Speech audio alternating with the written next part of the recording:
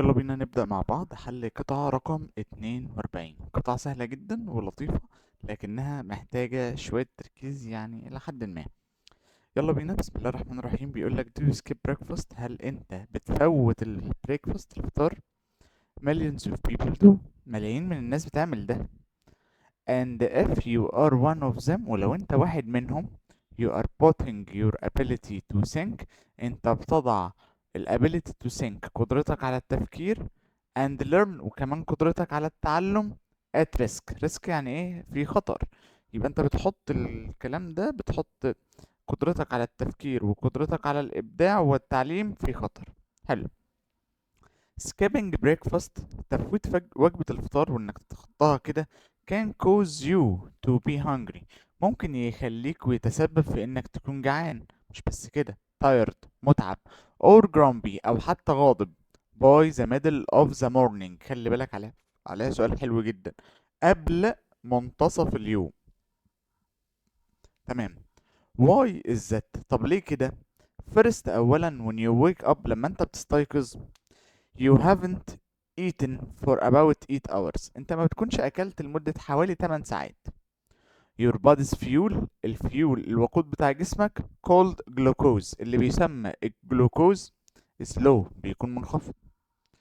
eating breakfast، اكل الفطار، raises the level of of glucose in your brain، بيرفع مستوى الجلوكوز in your brain، في مخك. your brain، مخك، requires a constant flow، بيحتاج تدفق مستمر ودائم of glucose، امداد دايما مستمر ودائم للجلوكوز. to do mental work، عشان يعمل المنتال work، يعمل العمل الذهني بتاعه. يبقى من تاني، هو بيقول لك في بداية البراجراف اهو، احنا قرينا البراجراف كده وخلصنا، تعالى نراجع عليه بسرعة. هل انت بتفوت الفطار؟ ملايين من الناس بتعمل كده، بس لو انت واحد منهم، انت بتحط قدرتك على التفكير وقدرتك على التعلم، بتحطها في خطر. تفويت الفطار can cause you to be hungry، ممكن يتسبب في انك تكون جعان، او حتى tired، او حتى ان انت مزاجك ايه؟ وحش. by the middle of the day of the morning، قبل منتصف النهار. بس ليه كده بيخليك انك جعان وتايرد وجرامبي؟ ليه؟ first، اولا طبعا، when you woke up، لما انت بتستيقظ، you haven't eaten for about 8 hours، انت بتكون ما اكلتش لمدة حوالي 8 ساعات. your body's fuel، الوقود بتاع جسمك اللي اسمه جلوكوز is low، وقود الجسم بتاعك بيكون منخفض. eating breakfast، اكل البريكفاست، الفطار، raises the level of glucose، بيرفع، raise معناها بيرفع مستويات الجلوكوز in your brain، مستويات الجلوكوز في المخ. your brain، مخك بقى، requires a constant flow، بيحتاج دايما تدفق مستمر وامداد كده مستمر of glucose، من الجلوكوز to do mental work، عشان يقوم بالاعمال الذهنيه. حلو. بعد كده بيقول لك our body، جسمنا، can bear not to eat during the night، ممكن يتحمل، خلي بالك bear معناها يتحمل، وده بيحصل ليه؟ thanks to، بسبب او بفضل يعني the energy، بسبب الانرجي، الطاقة، it keeps in the liver، اللي محتفظ بيها في الليفر ده اللي هو الكبد، and the muscles، وكمان في العضلات. however، على الرغم من ذلك، the energy is limited، الطاقة دي limited، يعني limited، محدودة.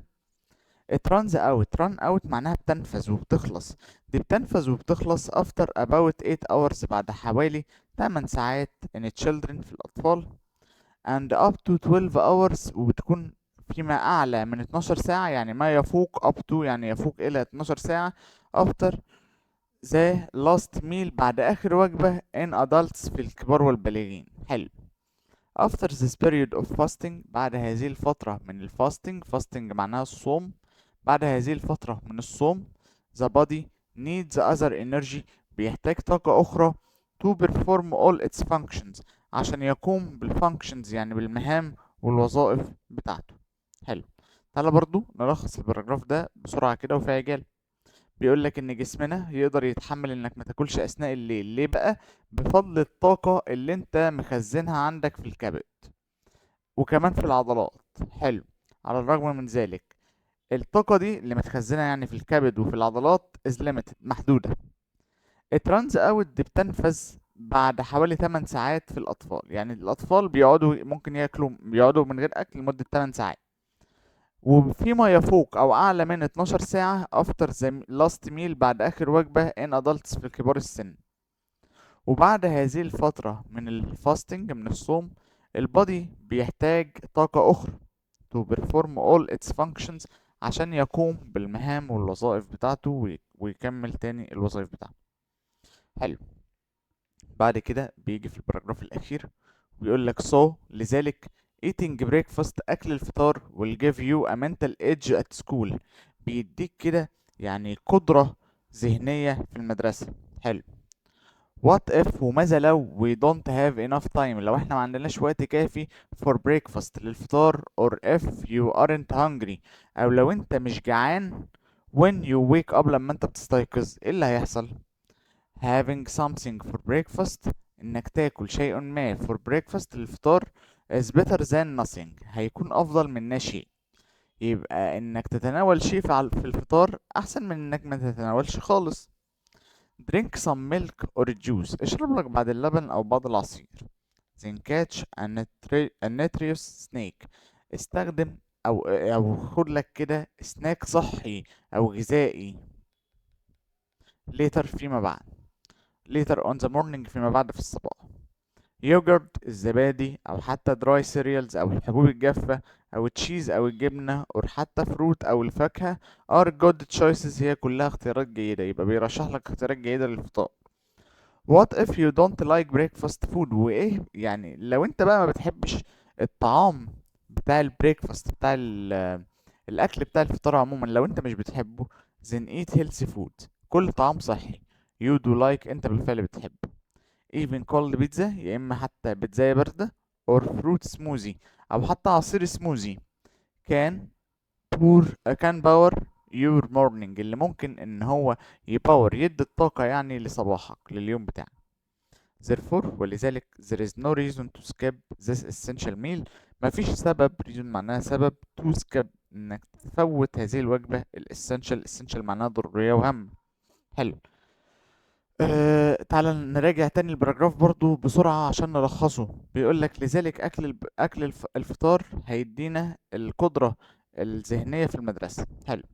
بس ماذا لو إن إحنا ما عندناش وقت كافي للفطار أو حتى إن إحنا مش جعانين لما بنقوم من النوم نعمل إيه يعني؟ بيقول لك إن أنت تتناول شيء is better than nothing إن أفضل من لا شيء. drink some milk or juice اشرب لك بعض اللبن أو حتى بعض العصير. بعد كده خد لك وجبة غذائية فيما بعد في الصباح on the morning. وبيرشح لك بقى زبادي زي مثلا زبادي دراي سيريالز حبوب جافة يعني تشيز جبنة أو فروت فاكهة كلها خيارات جيدة. بس طب ماذا لو بقى انت ما بتحبش اساسا الاكل بتاع الفطار يعني انت ما بتحبش الفطار عموما. ماشي. then eat healthy foods كل طعام صحي you do like انت بتحبه. even cold بيتزا يا اما بيتزا باردة or fruit smoothie او اشرب لك شوية عصير سموزي كان power your morning اللي ممكن ان هو يباور. يعني ايه باور ان هو يديك الطاقة للصباح بتاعك. therefore ولذلك there is no reason to skip this essential meal مفيش سبب عشان انك تفوت هذه الوجبة الاسينشال الضرورية. جميل جدا. تعالى ناخد مع بعض السؤال رقم 1. when you feel tired لما تحس انك متعب and hungry وكمان جعان. if you skip breakfast امتى هتحس انك متعب او حتى جعان؟ لما تفوت وجبة الفطار. in the morning هتحس انك متعب في الصباح ولا in the afternoon في الظهر ولا at night في المساء ولا in the evening في المساء؟ مبدئيا سي ودي مطيرين بعض عشان عارف الناس بتروح تختار لك واحدة منهم. لا هما الاتنين معناهم في المساء. طب اختار لك في الصباح ولا in the afternoon؟ والله الإجابة الصح in the afternoon. طب تعالى اوريها لك فين في القطعة. شوف متدارية كده ومستخبية. هو بيقول لك هنا ايه؟ بيقول لك skipping breakfast انك تفوت الفطار can cause you to be hungry ممكن يتسبب في انك تكون hungry انك تكون جعان. tired متعب grumpy او حتى غاضب by the middle of the morning قبل نص اليوم او قبل نص النهار. يبقى قبل نص النهار ده اللي هو نص النهار ده اللي هو ايه؟ الظهر صح. يبقى في منتصف النهار يعني في ايه؟ في الظهر يبقى in the afternoon هي دي الإجابة. شايف يعني حاجة كده من بين السطور قوي فوق ما تتخيل. بس انا اعرف اجيبها يعني حتى من غير ما احل، انا من غير ما اقرا القطعه اصلا عارف ان سي ودي مطيرين بعض. طب in the evening ولا in the afternoon؟ طبعا انت ممكن تصحى من النوم بس انت مش جعان عادي، مش تحس انك متعب ولا غاضب عشان ما اكلتش، لا بس ممكن يبقى in the afternoon هي الاجابه المتوقعه والمحتمله. اتنين. Your brain requires a not supply يعني امداد وتوفير of glucose to do its functions عشان يقوم بالمهام بتاعه. يبقى هو محتاج امداد ايه؟ limited محدود وقليل، ولا partial يعني جزئي، ولا continuous مستمر ودائم، ولا gradual تدريجي؟ طبعا هو محتاج امداد مستمر من الجلوكوز، يبقى مستمر ودائم كلمة اسمها continuous. بعد كده السؤال اللي بعده نمبر 3 بيقول لك what does eating breakfast do to your brain؟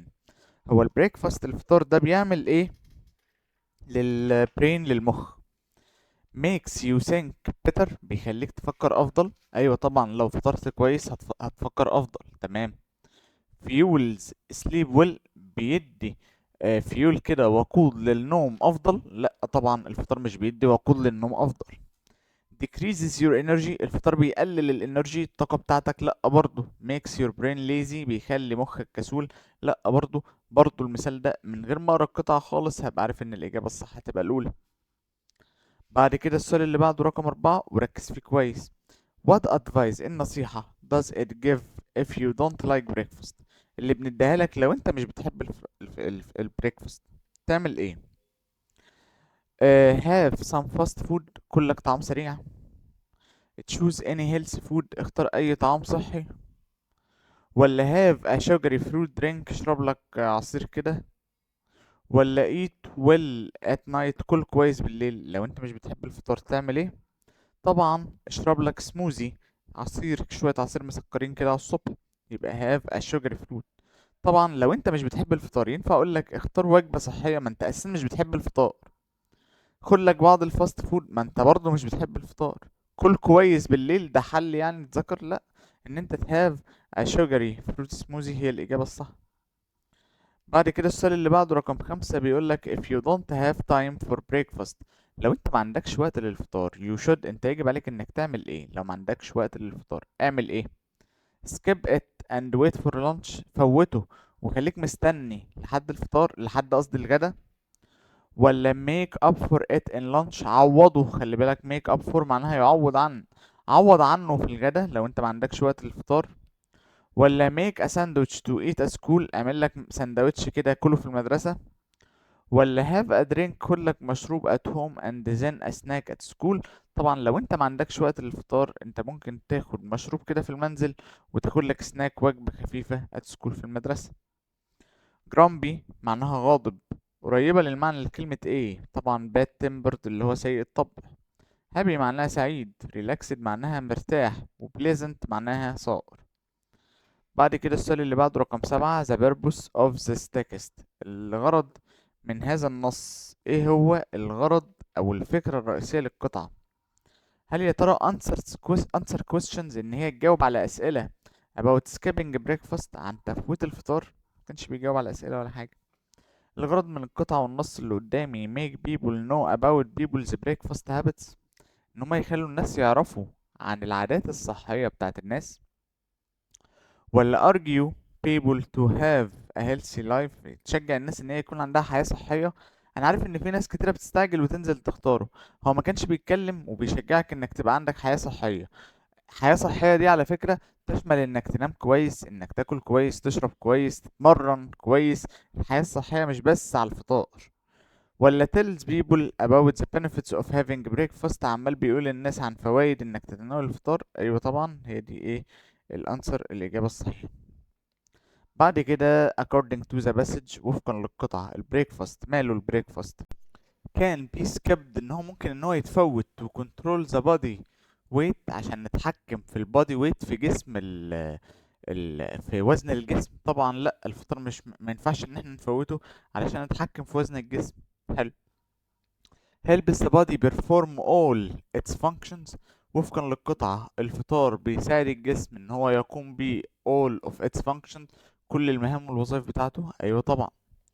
طب هل يا ترى الفطار isn't useful ليس مفيد for the functions of the livers لمهام الكبد ووظائف الكبد؟ طبعا لا طبعا دي اجابة مستبعدة. طب هل يا ترى increases الفطار بيزود ال sense of hunger الإحساس بالجوع during the day أثناء اليوم؟ لأ برضه طبعا، يبقى الإجابة الصح هي رقم B، إن هو بيساعد الجسم إن هو يقوم بالمهام والوظائف بتاعته. بكده الحمد لله نكون خلصنا مع بعض القطعة بتاعت النهاردة. متنساش تعمل لايك وشير وسبسكرايب. أشوفك إن شاء الله بإذن الله في القطعة اللي عليها الدور، وبالتوفيق لكم جميعا. سلام.